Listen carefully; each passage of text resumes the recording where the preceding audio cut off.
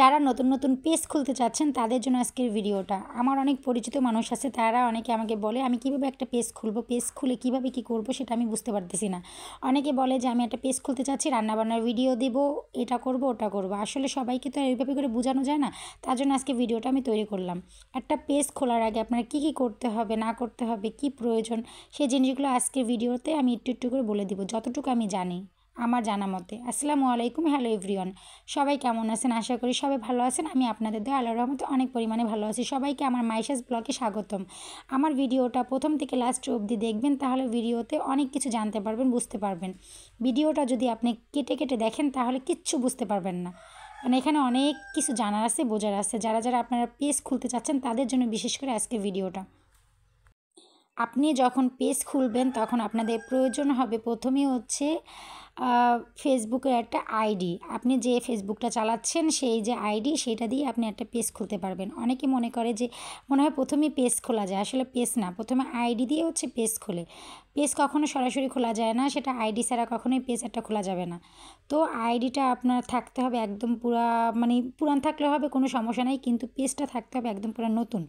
আপনার আগের যে পেজগুলো অনেক সময় হয় কি, আপনি এটার মধ্যে কোনো একটা মিউজিক অ্যাড করলেন, তাহলে পরবর্তীতে আপনার কপিরাইট পড়বে। এর জন্য আপনার ফ্রেশ একটা পেজ থাকা লাগবে। আইডি থাকলেও ভালো হবে, ফ্রেশ একটা আইডি থাকলে সেটা সবচেয়ে বেশি ভালো হয়, তাহলে পরবর্তীতে সমস্যা হয় না। আর আমি মনে করি যে একটা পেজ খোলার আগে আপনার হচ্ছে ব্যাংকের কিংবা হচ্ছে আপনার ভোটার আইডেন্টি কার্ড এর সাথে মিলাই আপনার নাম, তারপর হচ্ছে যা যা ঠিকানা, যা যা দেওয়া দরকার সব কিছু দিবেন। নাহলে পরবর্তীতেও যদি আপনার মনিটাইজেশন অন হয়, আপনি যদি ব্যাংকের সেট আপটা পেয়ে যান, তাহলে হচ্ছে আপনার সমস্যা হবে টাকা তুলতে।